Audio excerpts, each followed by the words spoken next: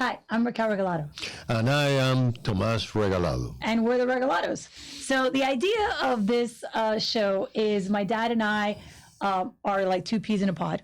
We love spending time with each other. We have a lot of things in common. And we love to talk about politics and to do work together. So for people who know us, they've been telling us for years to do a show together. We did radio together for some We did radio together, actually.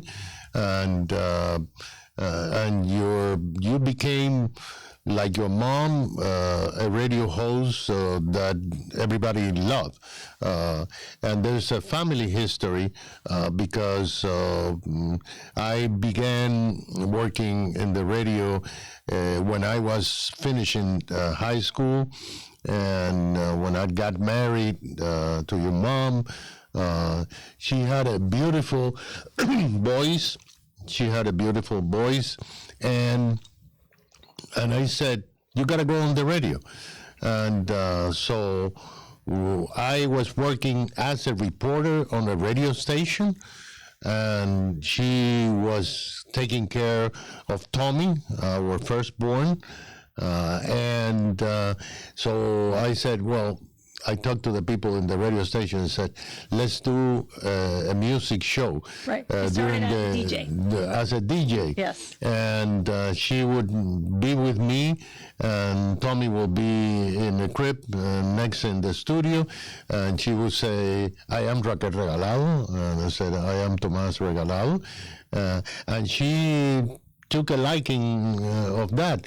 And then your mom evolved and became a very popular radio host, doing a lot of things. But she always liked music. She still did music when she was doing political things. And when she passed away, she had two programs. And I started doing those programs, but then I said to you, you should do it. You said cover your mom's show for a few weeks, Raquel. Because I am campaigning. Yes. I am campaigning for mayor of the city of Miami. 2 weeks turned into 10 years. 2 weeks, exactly. And then radio was a success, and then it became TV too. But before we go that far, Dad, let's go a little bit back. So my grandfather, your dad, was a journalist. He was a journalist. You came here in Peter Pan. So you came here when you were 11. Right. But then when he came, he was a political prisoner. Right. He also worked at the radio station. He worked for me. Exactly. I was a news director, and he worked for me, writing news and all that, and monitoring the Cuban radio in Havana. And he was amazing. So when I was a child, I grew up in a radio station.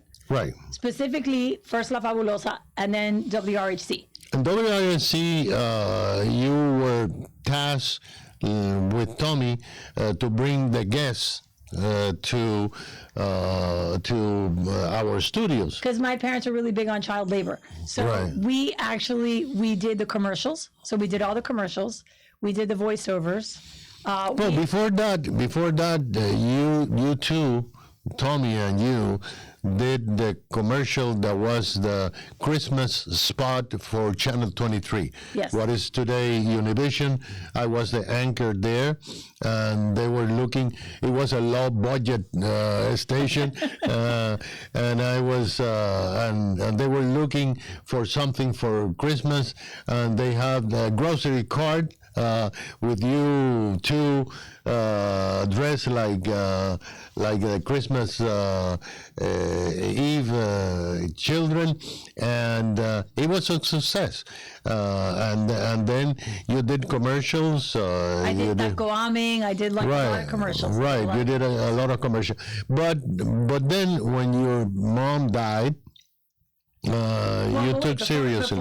Before we get into that, so we also grew up learning how to use the boards. So when people needed a break, when somebody was sick, Thomas and I did the boards. Well, and going back to helping us with the guests, I remember one day that you came to the studio and said, that there is a lady, Janet Reno, Yes. that says that she wants to go on your program. She says she's a politician. I can't believe it. Women aren't politicians. Yeah, and she's too tall. She's too big. She's too big. She's too tall. And it turned out that Janet Reno was. I was on the air.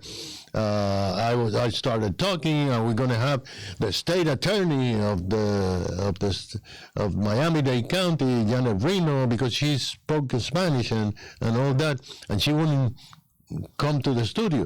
It turned out that Raquel was talking to her about politics, about what do you do, and what. So she interviewed her before I interviewed. I've told this story about Janet Reno. I was fascinated with her the first time I met her. She was the first female politician that I had ever met, and I thought that it was so interesting. And when she was leaving the radio station, the elevator was closing, and I stuck my hand in, and I said, "Can I ask you one more question?" And I was like this big. I was like tiny, and she was like, "What?" And I was like, "Do I have to be tall to be elected?" And she was like, "You can wear heels." And I was like, "Good, because I'm not tall. I don't think I'll be tall." Well, it turned out that you were elected. But journalism has been a trade for the family. It is, we are not just lucky.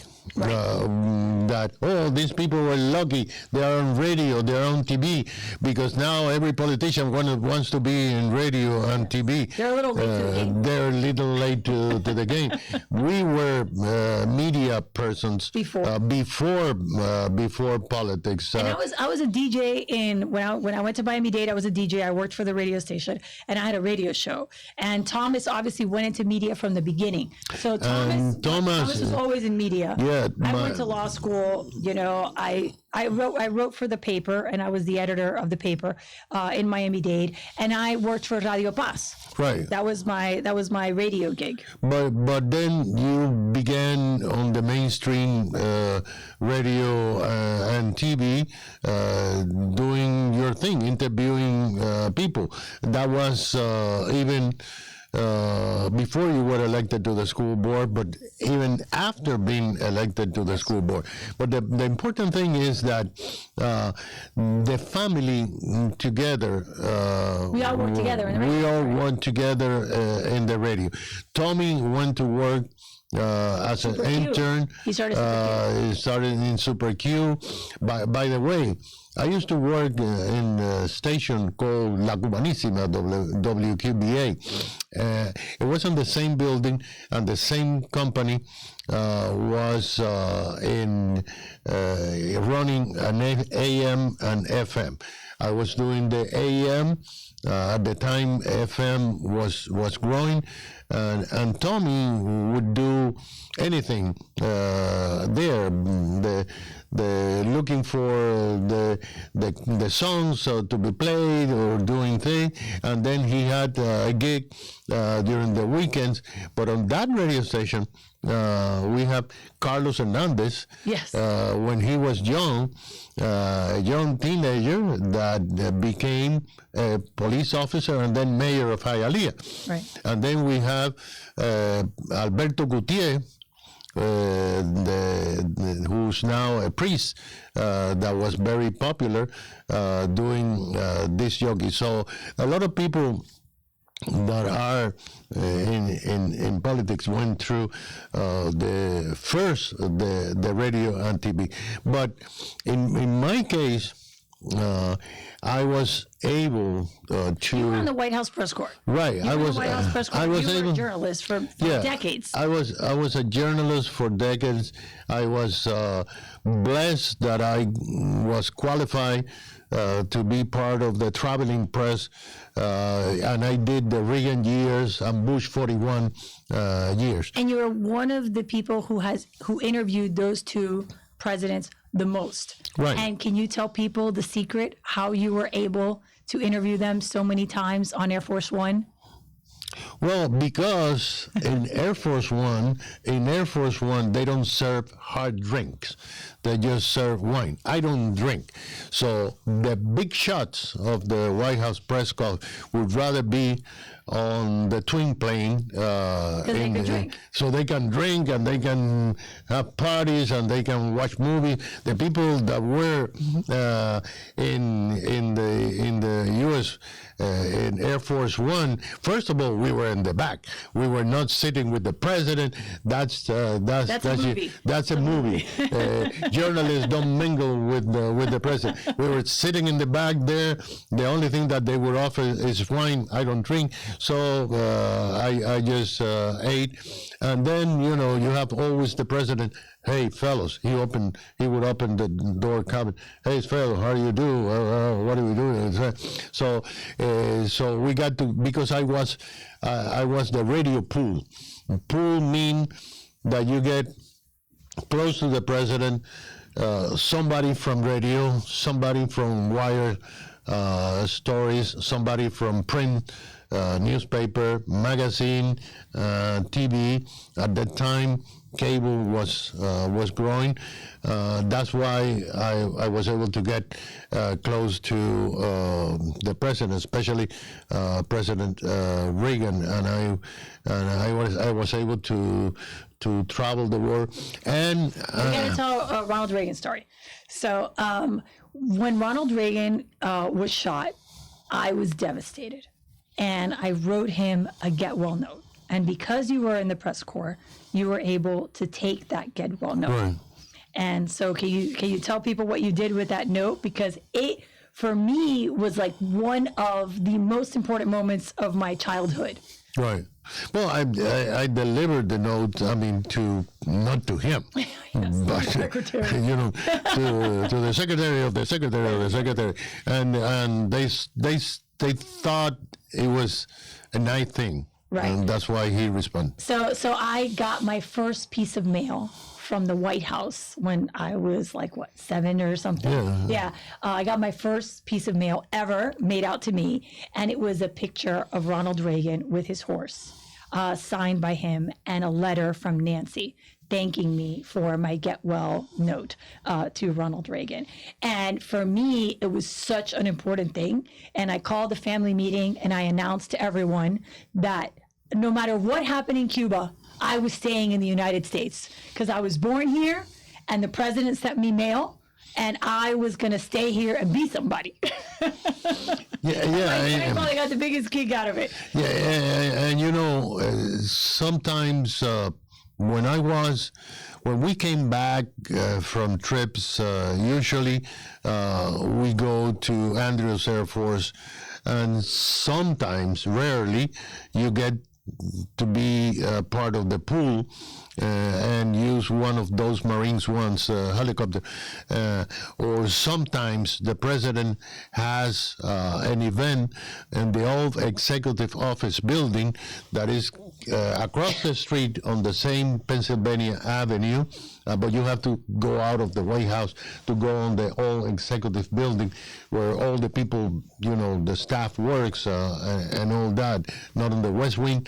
And you see, when you walk back to the White House after the briefing or after the press conference, you see the line of people waiting to go into the tour of the White House. They don't talk to the president, but they get a tour of the White House. And it was a huge line. And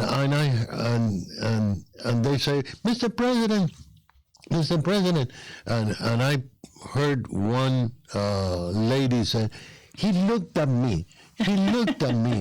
Oh my God, he looked at me. And I said, well, here I am, a Peter Pan boy that came from Cuba at the age of 11 years old. I was very poor in Miami. And here I am. I'm walking next to the most important man in the world, and it was for me. It was I spent those years, although So wait, Now, let's talk I about all think- the presidents that you interviewed. No, because but- starting with Nixon, you interviewed a lot of presidents. Well, Nixon was unique because Nixon, I was an intern on a radio station here in Miami, and he had the summer White House in Key Biscayne, Right. and Which is why they built those ramps that I recently Right. changed with FDOT. People don't know that. That's why those ramps exist. right, because of the president. Because of the president. And next to him, it was a house owned by Nixon's best friend, Bibi Rebozo, and at the time, one of his confidants and all that.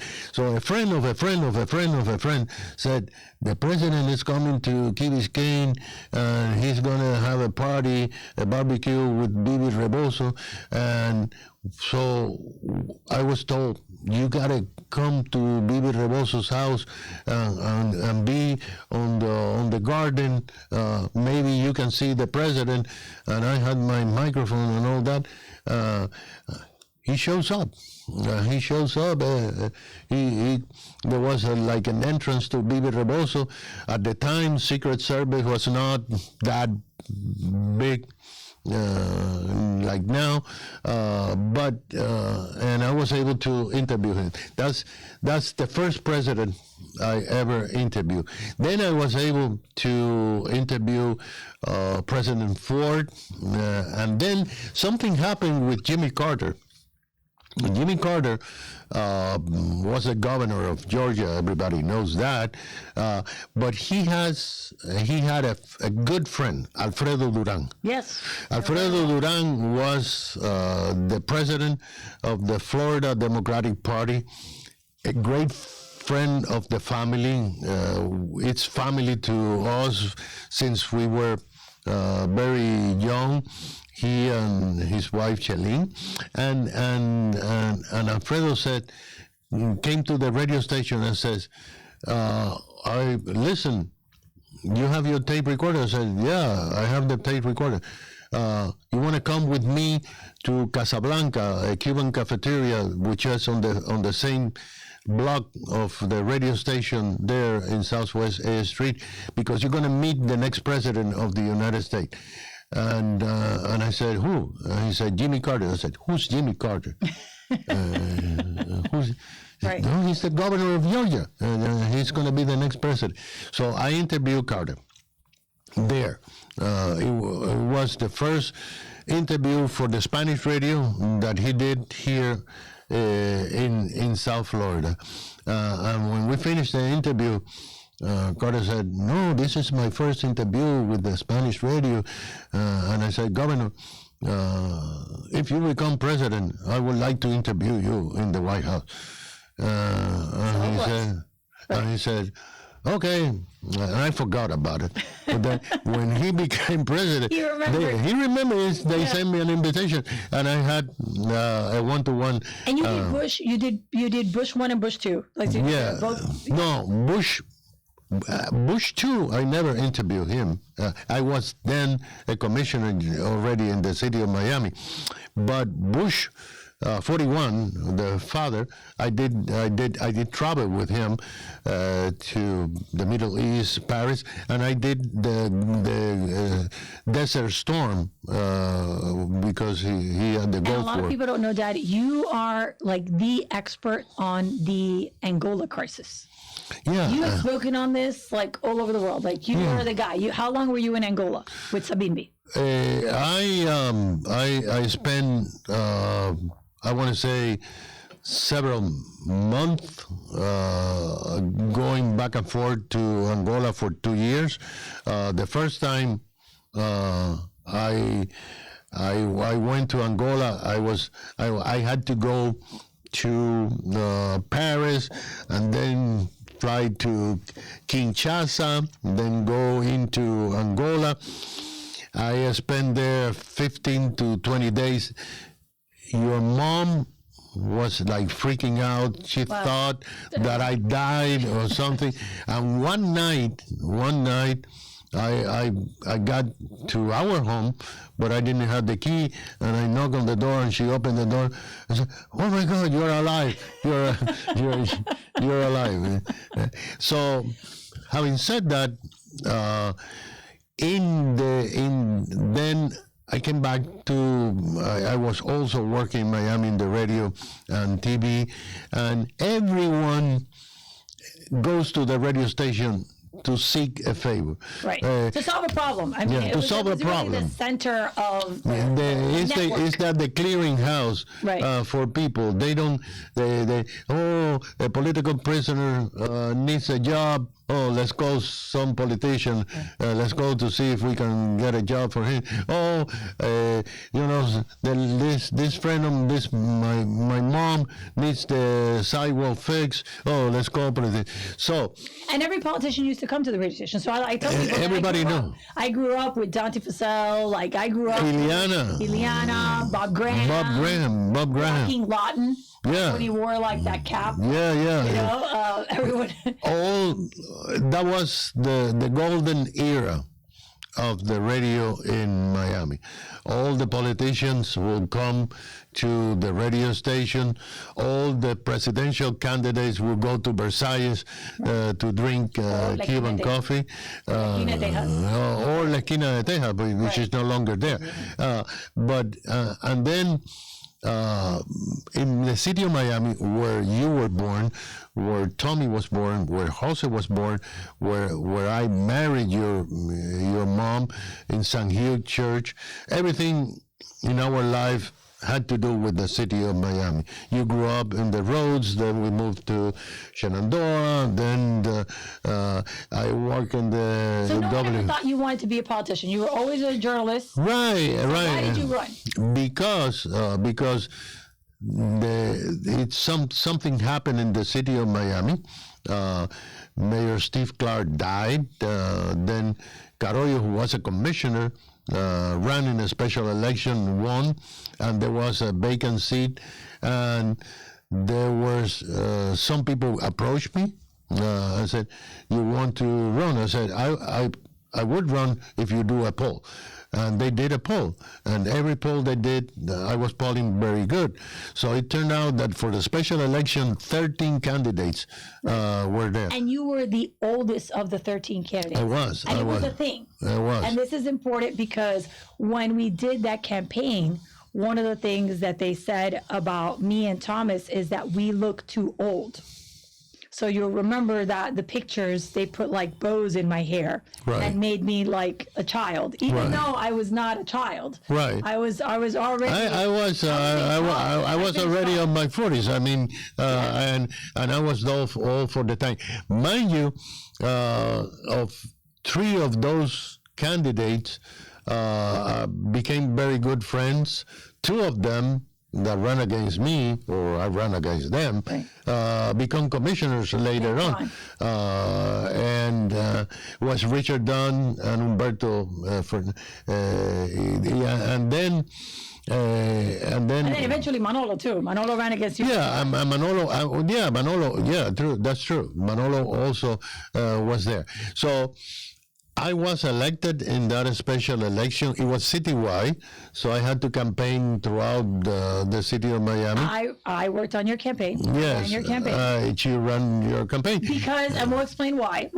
So I worked for Bob Graham. Lula Rodriguez gave me a job. She heard me on the radio. It's a long story how I got on the radio, but she heard me on the radio. She offered me a job. I was an intern for Bob Graham.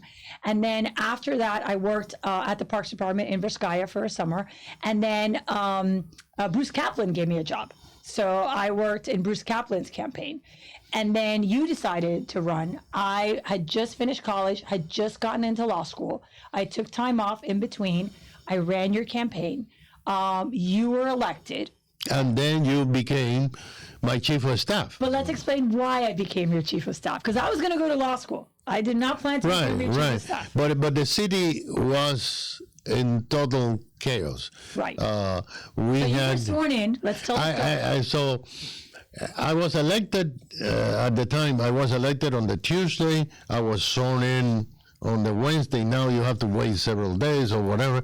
But I was sworn in at noon on the Wednesday, and after I was sworn in, somebody approached me and said, "Commissioner, some guys from the FBI want to talk to you." I said, "That early?" I've done nothing. It's been a minute. It's been a minute that I have been sworn in. I said, no. They want to talk. And they said, Commissioner, now that you are sworn in, the FBI have finished Operation Green Palm of corruption in the city. Manager. We're going to arrest the manager and the commissioner, so you know. And then the city went into a spin like that. So, after that, we got the oversight board. Right, but what happened? But you became the chief of staff. You came out of that meeting and you said, Raquel, I need you to take a year. I don't want you to go to law school. I want you to be my chief of staff. Right. So then I went to the ethics board and I asked for an opinion on how I could be your voluntary chief of staff. And they said that I could volunteer. I could work for you as long as I wasn't paid. The only thing that the city gave me was a BlackBerry. I didn't even have a parking spot. And I was your chief of staff for 1 year. And actually, it's ironic because many years after that, when I asked Carlos Migoya, now the president of Jackson Health System, he got a BlackBerry and $1. he got a BlackBerry and $1 that I gave him publicly. That's what he wanted. But it was an experience for you, and then. We had the oversight board. We had issues. Yeah, Operation Green Pond went on for a while. Went for a while, and then as a commissioner, I went through many crisis in budget, many issues. They even throw bananas at City Hall, banana republics, and all that. And then it came the Marlin Stadium as a commissioner. I was there for a year, and then I went to law school. Right. And then after law school, I decided to go to work for Holland & Knight. I worked there as a summer clerk, and then I went to work there full time. And at that point, I said that I would never run for office, that I had zero interest, but I always ran your campaigns. So that I continued doing. And the city, how long were you a commissioner? I was a commissioner for 12 years. I was elected in 96, re-elected in 99. When a city citywide. I was elected once citywide because in 97 we changed the way the city works and it became district. So I became the district commissioner for District 4, and I served 3 years from 99. In 99, I was re-elected to 2003. In 2003, I was re-elected. 2007, I was re-elected. And 2009, I resigned to run for mayor and won as the 42nd mayor of the city of Miami. And then after your campaign for mayor, Bella got her diagnosis before your campaign for mayor. Right. Mom passed away. You decided to run for mayor. I got divorced, and Bella got her diagnosis. Right. All those things happened at the same time. And then you came kind of almost crying, because you don't cry, but almost crying and said, I don't find a place to put Bella. They won't take Bella because she's autistic. Right. And I said, well, Raquel, the only thing you can do, run for the school board. Right. And build a school for autistic child. And you did. And I did. Out of 10 candidates, I think, and you won outright. In that. So in 2010. That was in 2010. So it wasn't that the Regalados wrote a script. Let's gonna be let's be politicians. You know, we're gonna run for this and run for that. No, it all fit. It just happened. It just happened. It just happened. But I think the main thing is that, you know, at least for me, I was frustrated as someone who knew how government worked and knew so many people, that if I couldn't find a place for Isabella, if I couldn't figure it out, what must that be? You know, for people, the average person, right? So that was my frustration. So I was elected in 2010, and when I ran, we decided that we were not going to tell we weren't going to tell people about Bella's autism because it was still a very negative thing. And we were scared about how people would react to that. On the year anniversary, I wrote an op-ed and I told everyone about autism, and I became the face of that at the school district, and it's changed my life. And fast forward, I was at the school district. I continued working on the radio. So I was doing radio and I was doing the school district. You helped me raise the kids. It was really an amazing time. I loved working at the district. But there came a time in 2014 when you and I started talking about what happens next. So when Isabella was elected, when I was elected the first time, Isabella was still young. When Isabella got to be about 10 years old, I realized, like, what is going to happen to Isabella when I'm no longer here, right? I won't be her caregiver forever. She's going to outlive me. So we started talking about programming after 22, what was going to be available after 22. And that's when I started considering leaving the school board. And I knew I would have to resign to run. So at that point, you were done. And a lot of people wanted me to run for City of Miami mayor. This happens a lot. Right. It comes up a lot. So, but I decided to run for county mayor. And you were amazing. And it was a tough 2 years. Yeah, it was a hard campaign, and Carlos Jimenez was we have a good relationship. He was a strong candidate, but he has been a friend, right? Always, yes, since he was working in the city of Miami, right? But then I got reelected, and when I left the city, so I went back to TV, doing TV and doing radio, doing what I did. We're meeting people. That's what we do. And talking to people, and then the change in the state constitution intrigued me. Right. So first, I decided to run again in 2020. Right. So and you win. Right. And when I told you I was running for commissioner, what did you say? I said, well, you know, okay. You said, okay, you should run for mayor, but okay. Yeah, that's what I said. Yeah. But I ran for. I love the work that I do at the county commission, and I always told you that the county was amazing, and the county-wide positions would be amazing. We talked about the constitutional officers. When I first told you about the constitutional officers, what did you say? What is that? What are you talking about? How many offices? What are you talking about? Yeah. It so happened that the property appraisal, the tax collector, the sheriff, the clerk of the court, and the supervisor of election will become independent from Miami-Dade County. On the case of the property appraisal, it intrigued me because I always saw the property appraisals as a piggy bank of the government. Yes. And I think it was.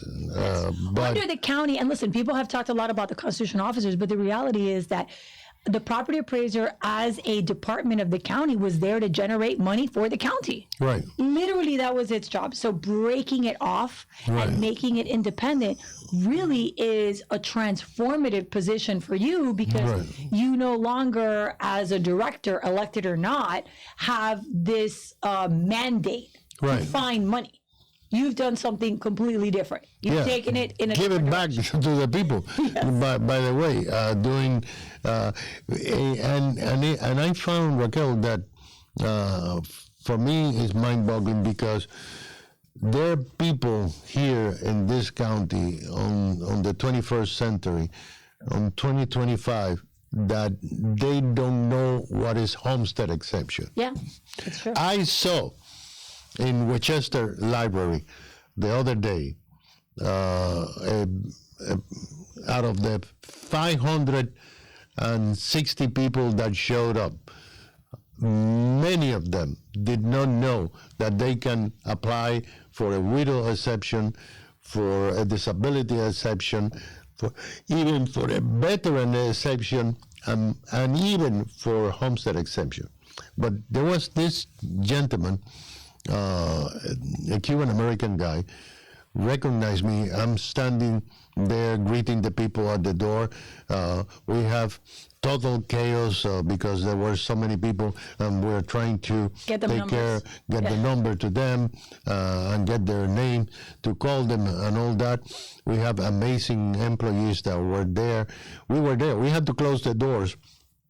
But by 8 o'clock, and we stay there until 9 or 9:30.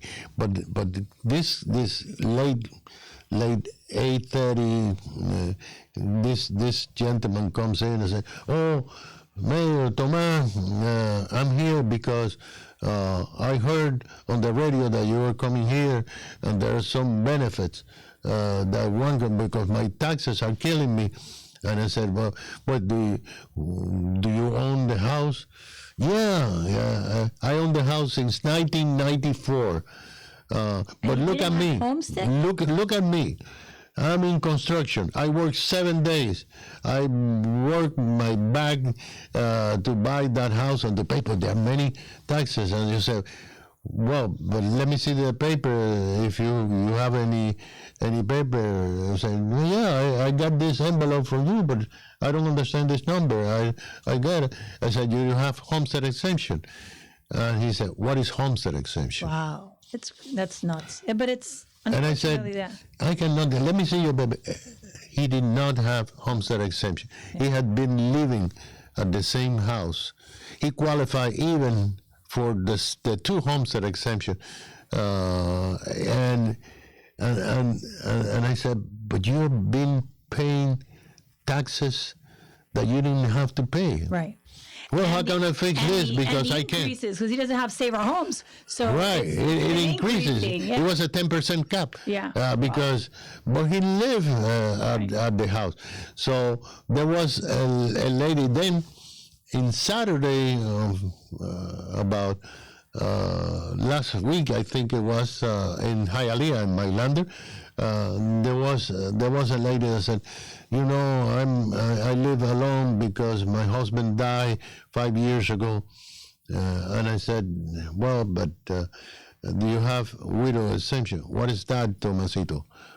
What is widow exemption?" There is a lack of information. I don't know if it was on purpose not to give information. I don't know. The problem is that the cultural. I think it was a cultural issue. There wasn't a desire to kind of go out. Yeah, but you know, the employees of the property appraisal, 400 plus, they live and breathe property taxes and property values every single day. However, for the rest of the people, it's only 1 day a year. Right. When you get your trim notice, and then bang, you get the on November your bill. So everybody said, "No, I'm so busy working," and so and I said, "Guys, we have to participate. You have to understand that you have different ways to save money and not pay taxes." I mean, everybody is saying reduce my taxes, but I mean, file an application for homestead exemption, right? And then your taxes will be reduced. It's like, I wish I win the lottery. Buy a ticket. That's all the time that we have for today, but we'll continue talking with my amazing dad and more about our story next week. Join us.